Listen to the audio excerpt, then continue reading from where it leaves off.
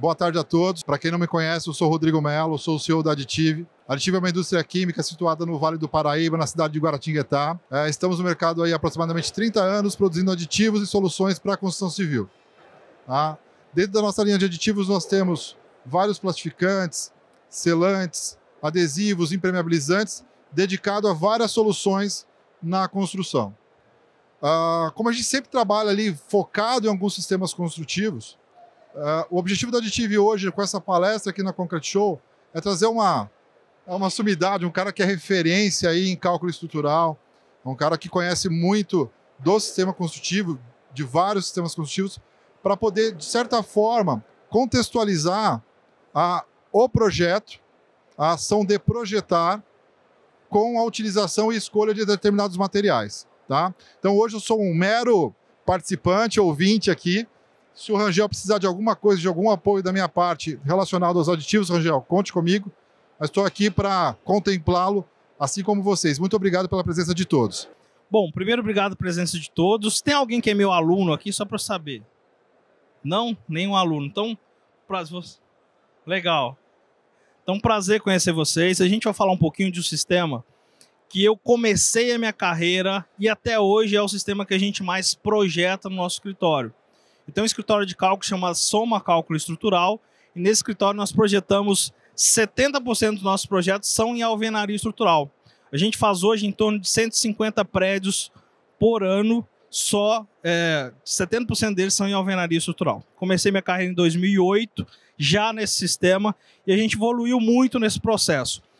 Antes da gente falar especificamente de aditivos e como isso pode projetar, ou pode ajudar, para a gente só alinhar conhecimento, eu vou falar um pouquinho da alvenaria estrutural e como que isso pode te ajudar no seu negócio, quem é construtor, quem é projetista, enfim. Bom, uma primeira coisa que vale a pena mencionar é que a diferença do sistema convencional, eu vou chamar de convencional concreto armado, tudo bem? Já que é o sistema mais utilizado no Brasil. A diferença básica é como as tensões se distribuem. No concreto armado, nós temos não funciona aqui, né? Nós temos as cargas, distribuem das lajes para as vigas, das vigas para os pilares, do pilar para a fundação. Ou seja, a alvenaria tem uma única função de vedar. Ela não tem função de suportar carregamentos quaisquer. Na alvenaria estrutural, esse comportamento das cargas muda completamente. Por quê? Porque eu não tenho viga, não tenho pilar, eu tenho alvenaria. O que é alvenaria? Bloco e argamassa, só isso. Alvenaria, o conceito de alvenaria é bloco e argamassa.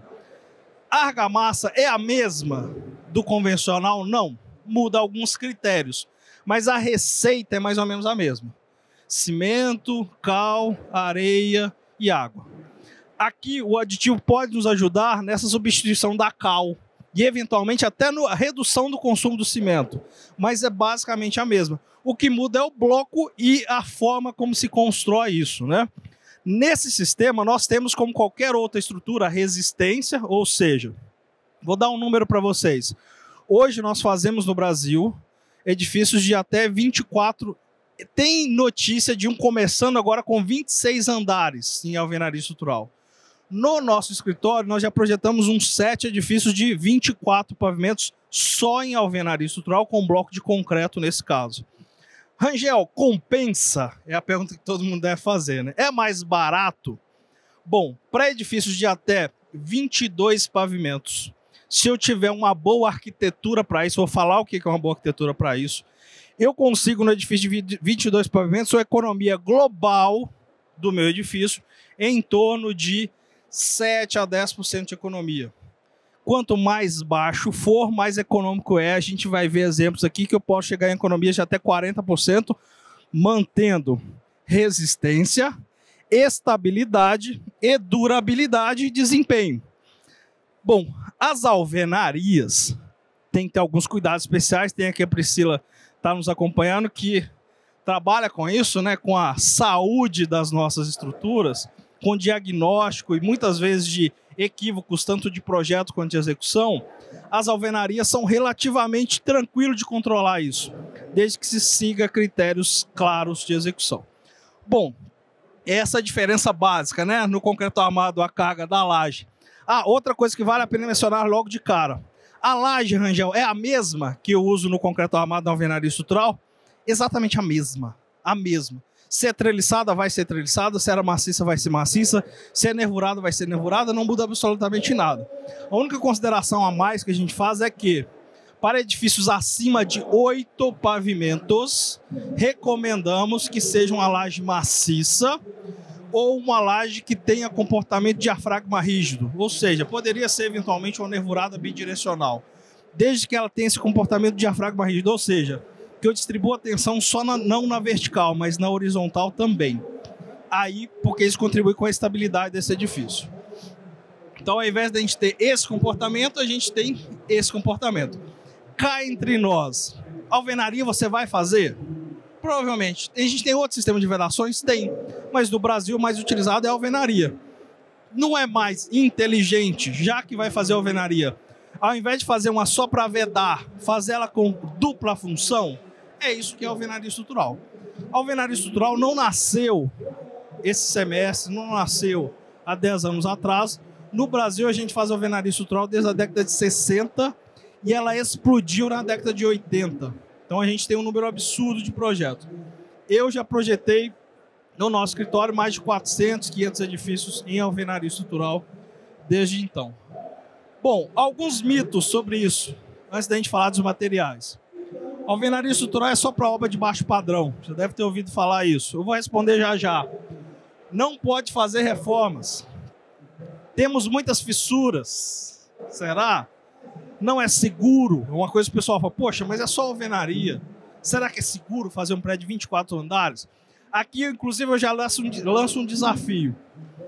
Quantos edifícios em concreto armado você viu colapsar nos últimos 5 anos? Vamos falar dos últimos 5 anos. Infelizmente, eu consigo ver aí um por semana a gente tem recebido. Não é que esse sistema é ruim, óbvio. É que o processo construtivo está equivocado, às vezes é falta de projeto. Agora, quantos em alvenaria estrutural você já viu cair? Me comenta um. E nós temos um número grande disso no Brasil. Então não é seguro, já cai por terra. O cliente não gosta. Aí pode ser verdade. Por que o cliente não gosta? Porque falta informação clara. Qual que é o medo do cara? O grande problema da alvenaria estrutural é a reforma. Não posso quebrar a parede. Todo mundo vai falar isso. É verdade? É verdade. Desde que a parede seja estrutural. Mas é possível, em bons projetos estruturais e arquitetônicos, ter paredes internas não estruturais. Por exemplo, nós temos feito edifícios de 12 andares, 11 andares, 100% com as paredes internas não estruturais. Se elas não são estruturais, elas podem ser demolíveis. Ou seja, a reforma é totalmente possível. Não compensa fazer casa em alvenaria estrutural, só prédio. É outro mito que a gente ouve, né, sobre isso. Nós temos, é muito difícil de treinar a mão de obra. Cá entre nós, se for difícil treinar um bloqueiro de levantar um bloco em cima do outro, com a junta de 1 centímetro de argamassa no prumo, se o cara não conseguir, se você tiver dificuldade de treinar o cara para fazer isso, ele não serve nem para alvenaria convencional, concorda comigo? Se o cara não souber levantar uma boa parede. Então, não é tão difícil assim nada. Não há blocos estruturais disponíveis. Bloco de concreto, por exemplo, é o bloco que a gente tem mais disponível no Brasil todo. E quando não há, a gente vai falar inclusive de fabricante. Tem fabricante aqui de bloco de concreto, não? A gente consegue uma lucratividade média, só para vocês terem uma ideia, numa fábrica dessa, em torno de 20%. Fabricando 2, 3 mil blocos por dia, investindo aí em torno de R$400 mil numa fábrica de bloco. Ou seja, uma lucratividade de R$40 mil por mês com investimento de 400 mil. Ou seja, não falta bloco fabricante se tiver projeto, se tiver quem saiba fazer. Durabilidade menor, são coisas que a gente ouve que eu vou responder já já. Questão térmica e acústica, e se pode ou não fixar armários e redes. Vou responder todos. Só para a gente alinhar conhecimento, solta esse vídeo para a gente, por favor.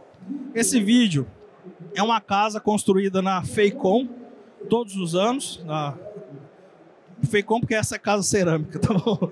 É só para mostrar do exemplo. É isso. Junta de argamassa, 1 centímetro. Bloco estrutural, nesse caso, que pode ser cerâmico ou pode ser de concreto.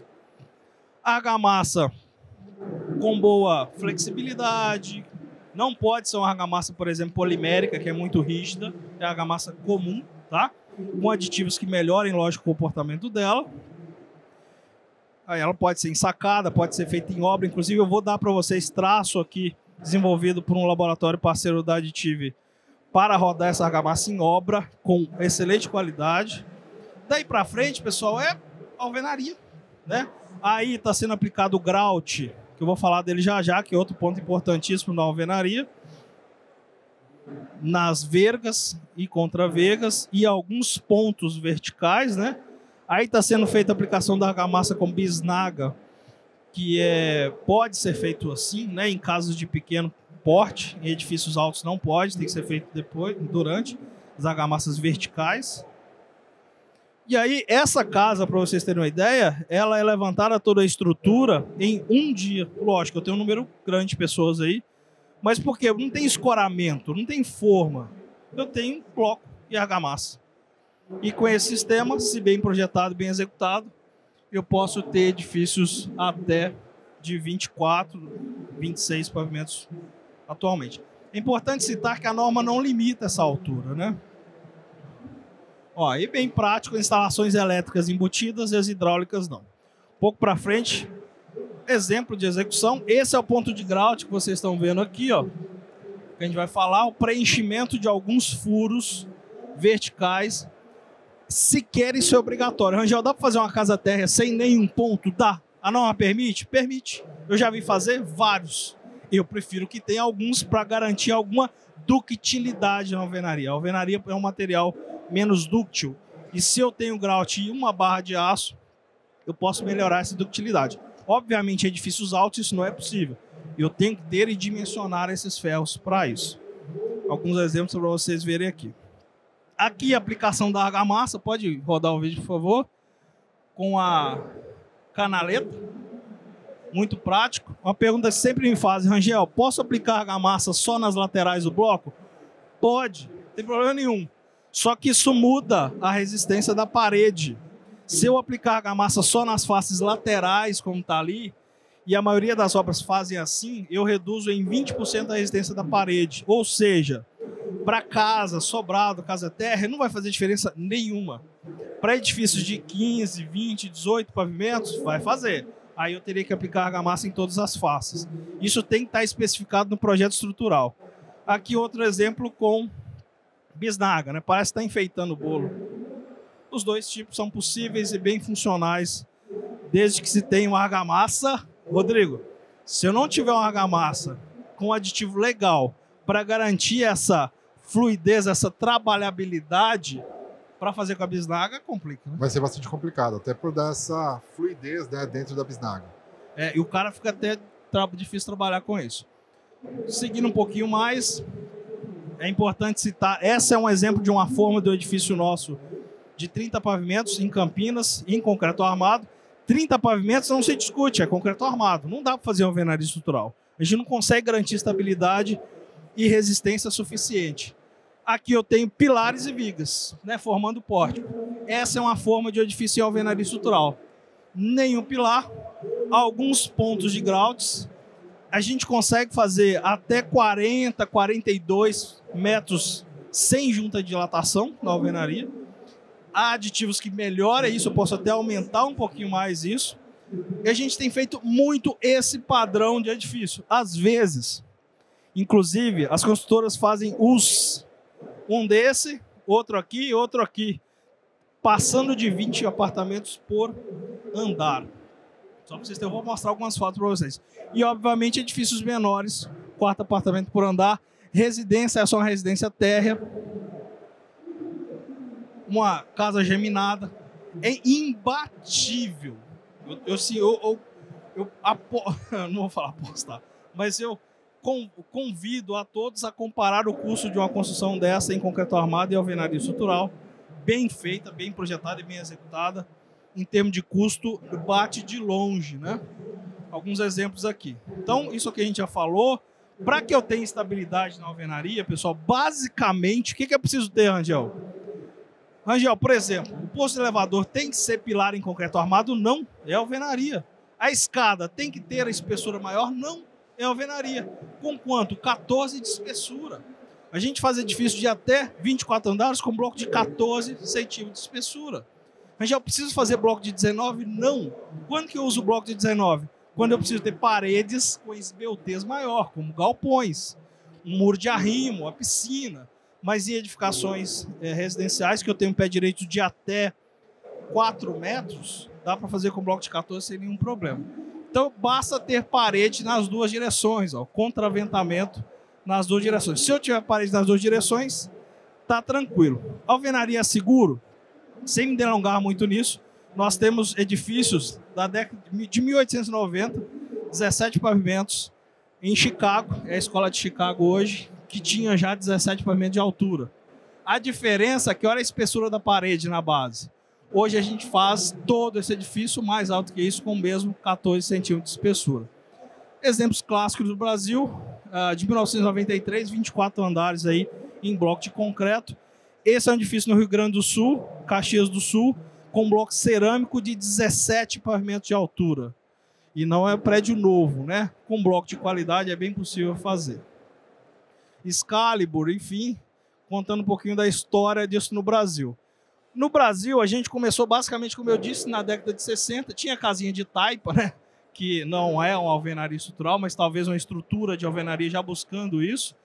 Mas efetivamente ela começou em 1966 e foi evoluindo. Eu quero mostrar algumas obras de fotos nossas. Primeira coisa, por que a alvenaria é mais econômica? Eu não tenho forma. Quanto custa da estrutura só forma de madeira hoje? 25% a 40%, só forma de viga e pilar. Não tenho, tem forma de laje. Viga e pilar não precisa. Então já vem daí. Fora que, quanto custa descartar essas formas se elas forem de madeira, né? Isso é absurdo. Alguns números para vocês terem. Note que quanto mais alto, menos econômico. Percentualmente falando, né? Então, edificações de até 4 pavimentos, 30% de economia. Vou trazer mais exemplos para vocês. Esse edifício com pilotis em concreto, 8 pavimentos, 36% de economia. Um edifício de 21 pavimentos, 15% de economia. Uma casa térrea, essa casa, óbvio, 31% de economia, comparado sempre ao concreto armado. Esse sobradinho, 26% de economia, comparado ao concreto armado, principalmente nessa fase que o concreto subiu muito, né? O aço e o concreto. Bom, a gente já falou de todas essas vantagens, não quero repetir sobre vantagens, mas as desvantagens. Primeiro, tem que ter um controle de qualidade. Então, materiais de qualidade é fundamental. O projetista que não sabe o que é um bom bloco, uma boa argamassa, um bom grout ou obra, né, corre o risco de não conseguir atingir o seu objetivo. Mão de obra qualificada, bem treinada, fundamental para qualquer sistema. Isso não é desvantagem. Concordante que fala que é desvantagem ter mão de obra qualificada. Todo sistema é preciso ter. Agora, o que é verdade? O usuário não tem a mesma flexibilidade para remover parede. A gente já falou disso. Isso é uma desvantagem se a gente não tiver um bom projeto, tá? Limitação de grande vão também, obviamente. Ou seja, eu não posso ter grandes vãos de aberturas, né? Portas e janelas. Reforma a gente consegue resolver bem. Quero passar um pouco mais rápido para a gente aproveitar o nosso tempo. Qual que é a norma atual disso hoje, Rangel? NBR 16868, que é dividido em 3 partes.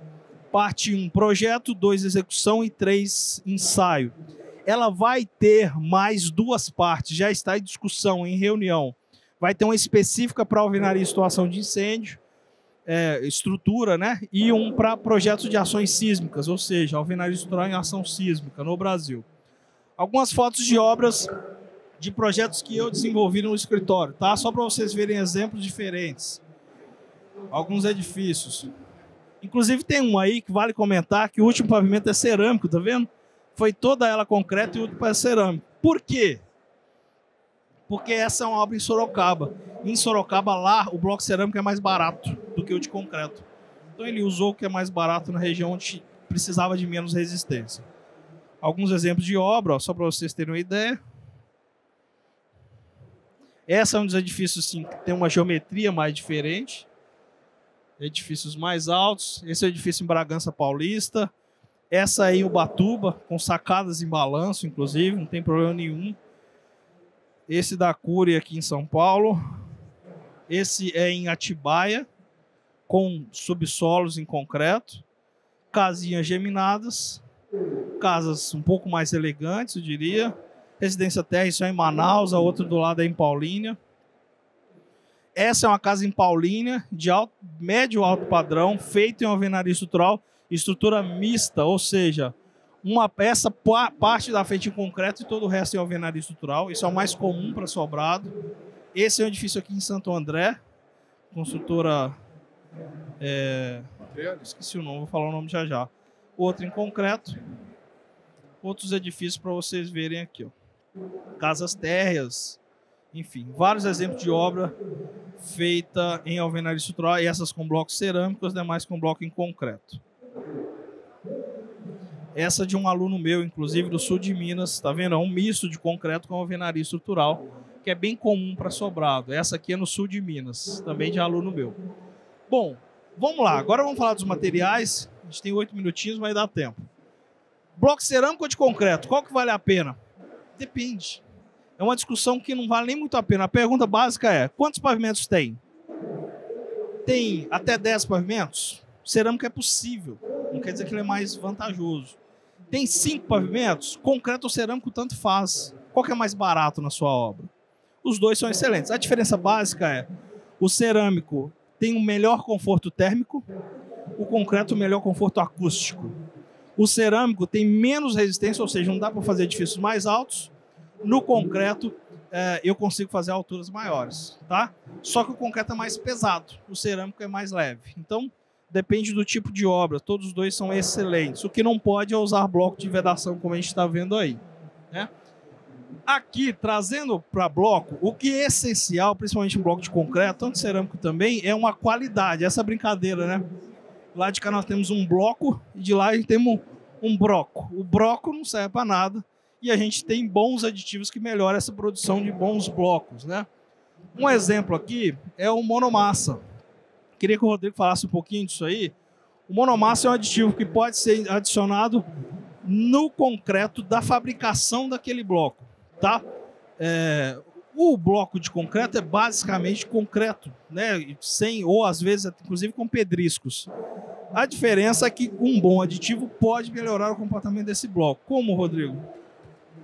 Bom, gente, basicamente o aditivo ele vai entrar como um plastificante desse concreto.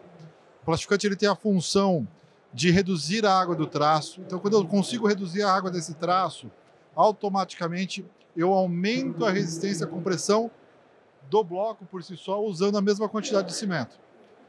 Qual é a outra característica que eu ganho quando eu uso o plastificante? O tempo de secagem, né? Então, eu acabo tendo um ciclo de desforma muito mais acelerada entre uma produção de bloco, entre uma fornada e outra, né? Perfeito. Então, isso é uma das vantagens que a gente tem quando a gente usa esse tipo de aditivo plastificante na produção dos blocos. É obrigatório usar aditivo para fabricar bloco? Óbvio que não. Mas se você tiver um bom aditivo na dosagem correta, você pode ter uma produção mais eficiente. Bom, aqui era só um quadro comparativo. E nova desempenho atende, Rangel? Sem me delongar muito com isso, eu tenho 2 manuais hoje disponíveis livremente na internet. O manual de desempenho da Bloco Brasil, inclusive eles estão aqui, e o manual de desempenho da City, esse de bloco de concreto, lá de bloco cerâmico, com todos os ensaios realizados e provando que atende sim todos os requisitos de desempenho. Para a gente já fechar, grout. Rangel, dá para construir sem grout na alvenaria estrutural? Não, não dá. Eu preciso ter grout. Qual que é a diferença básica de um grout para um concreto? A diferença básica é exatamente o que o aditivo faz. É controle de retração. O grout nada mais é do que um concreto, um tipo de concreto com quais características, né? É um concreto mais fluido, então eu tenho que ter um slump aí de 20 a 28. Por que ele é mais fluido? Ele vai preencher um furinho do bloco e eu não consigo vibrar. No máximo, usar uma barra para gerar essa vibração. Se eu não tiver o slump grande, ele não vai preencher aquele bloco, beleza? Outra característica, além de ter um slump maior, ele tem que ter uma fluidez maior para preenchimento, isso vem do slump, mas ele tem que ter brita zero. Preferencialmente, brita zero. Dá para fazer sem brita? Dá. Mas os grouts produzidos com brita, eles têm uma resistência maior. Então, a diferença básica é essa. O que muda, Rangel, se eu não usar um grout e usar o concreto? Dá uma foto clara aí para vocês. Ó. Essa foto é de um bloco que foi concretado sem usar grout. Foi usado concreto comum. O concreto comum, ele tem uma retração. Então, ele tende, com o tempo, quando ele vai passar pelo processo de cura, a reduzir de tamanho e soltar da parede do bloco. Se ele soltou da parede do bloco como está ali, ele parou de fazer a função dele na alvenaria. Qual que é a função do grout na alvenaria? Duas básicas, para a gente não tomar muito tempo. Primeiro, aumentar a resistência da parede. Como, Rangel? Se eu tenho um bloco vazio ou tenho um bloco cheio, fica muito claro que se eu preencher, eu aumento a área resistente e reduzo a tensão. Se eu reduzir a tensão com mais área, força dividido pela área é maior, a minha parede resiste mais, porque na verdade eu distribuí a tensão. Primeira função básica. É obrigatório, portanto, utilizar grout? Não. Só quando eu preciso de resistências maiores. Outra função é unir a armadura com a parede. Se eu preciso ter uma barra de aço ou para resistir ao esforço de tração ou para garantir ductilidade à alvenaria, se eu não tiver o grout, eu não vou levar a tensão da parede para essa barra. Então, essa é a função básica dos dois. Existem, inclusive, alguns aditivos que podem contribuir no grout. Basicamente dois. O primeiro é esse Fluimais, é isso, né, Rodrigo? Exatamente. O Fluimais ele atua como um redutor de água no processo do traço do concreto, do grout no caso. Vai aumentar a resistência por conta dessa redução de água. O conceito é o mesmo do plastificante e ele também tem uma certa estabilidade dimensional pós-secagem. E o próximo é esse Retracontrol. O Retracontrol ele é um aditivo que foi desenvolvido, né, para ter um controle de retração do concreto, para que nós tenhamos aí essa estabilidade dimensional, garantindo justamente aquilo que o Angel comentou, da união do grout com a parede do bloco. Agora, para trazer isso mais próximo, uma das pegadas que eu queria trazer para essa palestra é, Rangel, e na minha obra? Por que tem gente que usa concreto comum? Porque tem dificuldade de comprar isso da concreteira. Ou tem dificuldade de bater isso. Então, o MKV Lab, ele desenvolveu um traço aqui. Então, pode tirar foto, pode usar como exemplo. Obviamente, isso altera. 2 tipos de grout, de traço de grout para alvenaria estrutural. Cimento, areia, pedrisco, água e 400 ml do Fluimais, que é esse aditivo específico, ele substitui. Ele dá esse controle de retração e maior fluidez. Isso aí vai dar um grau de 15 MPa. Tá em lata, pessoal, porque eu pedi para obra de pequeno porte, né? Para que seja mais prático para vocês utilizarem. Então, por que 15 e 20? 15 é a menor resistência permitida para grout. Não posso ter grout menos de 15 MPa, tá? E 20 se o bloco, se for necessário, um de 20 MPa. Lógico que pode ser necessário diferentes, mas são 2 exemplos aí bem legais. Obra de pequeno porte, normalmente ali o 15 vai resolver bem. Eu trouxe traço também para argamassa, tá? Vou falar já já. O grout sem delongar muito, é esse aumento da área líquida. Importante citar que o grout deve ser executado no máximo a cada 1,60 m, ou seja, no máximo a cada 8 fiados. Não posso esperar fazer a parede toda para depois preencher, tá? A cada 8 fiados vai bem. Olha lá, esse preenchimento diferentes tipos. Ali um prisma cheio, 2 prismas cheios, né? Para fechar, argamassa, tem só de fundação rapidinho, mas eu vou falar dele já já. A argamassa tem um fundamental papel na alvenaria estrutural. A maior parte de manifestações patológicas em alvenaria estrutural é por uma argamassa inadequada ou mal executada, tá? Lembrando que o bloco, o pessoal às vezes capricha, compra um baita bloco legal e na argamassa quer utilizar qualquer uma. Ela tem diversas funções, mas inclusive funções estruturais, de resistir às tensões de cisalhamento. Já viram aquelas fissurinhas em escadinha? Boa parte dela por tensões de cisalhamento, gerado por ou vento, ou recalque diferencial, ou alguma ação lateral como empuxo que não estava prevista no projeto. Vários exemplos, inclusive resistência à tração, né? Absorve pequenas deformações, tem boa resiliência, enfim. A argamassa é fundamental. O que vale a pena ressaltar aqui é que a argamassa muito resistente, por exemplo, se eu estou usando um bloco de 10 MPa, se eu usar uma argamassa de 25 MPa, ela prejudica a alvenaria.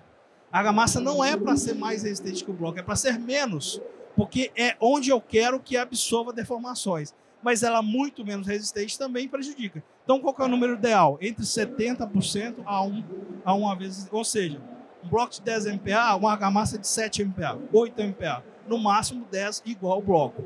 Se ela for 5, ela prejudica a alvenaria. Se ela for 15, ela prejudica a alvenaria. Tá? E aí, para melhorar na argamassa, eu tenho também o aditivo que é o Monomassa Pro. A gente vai ficar rodando aqui nos aditivos, né? A gente vai passar por 4 ou 5 aditivos aqui para o sistema. Conceito básico é o mesmo. Né? Então, quando a gente fala de controle dimensional, eu sempre digo o seguinte: o que a gente lança numa parede, como que a gente molda um bloco?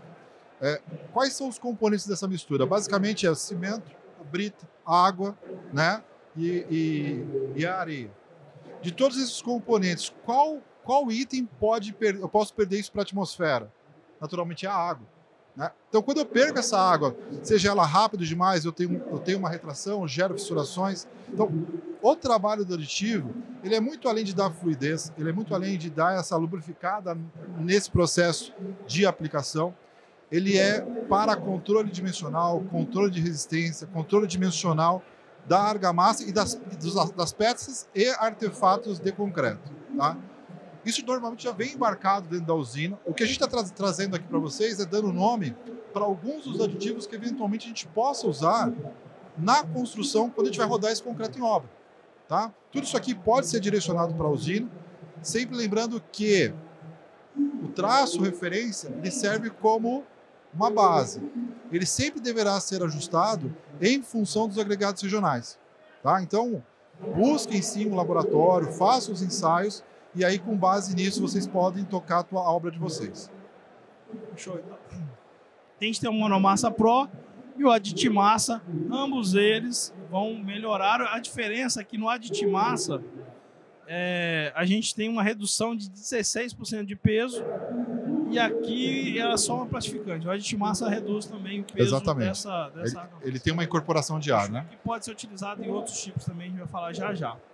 Aqui eu trouxe 3 traços para vocês, utilizando o Aditimassa como exemplo.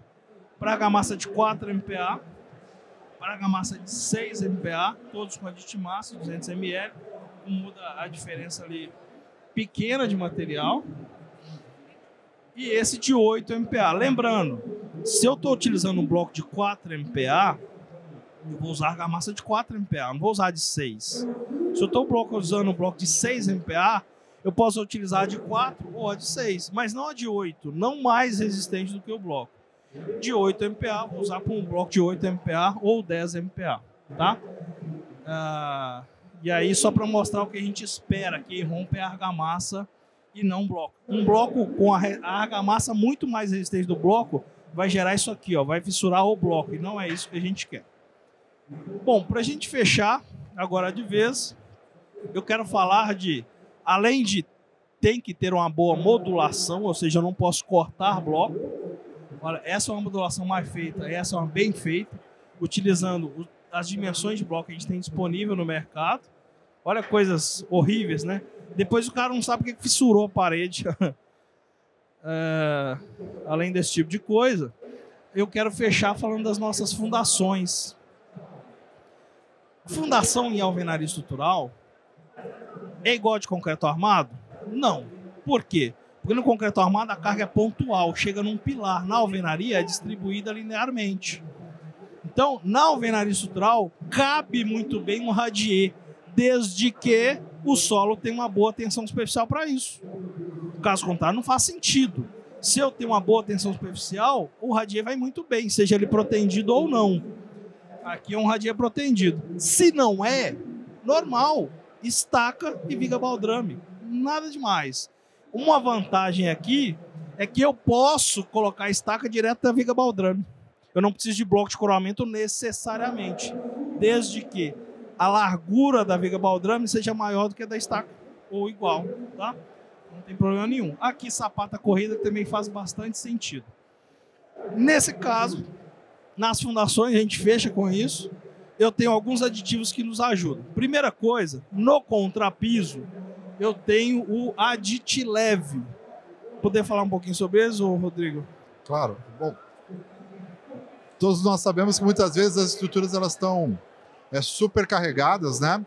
E aí sobra para o calculista conseguir chegar numa fundação ou parte de um projeto inicial que durante o andamento da obra sofre algumas alterações e você precisa fazer uma adequação para que aquela fundação projetada ela suporte a carga do edifício.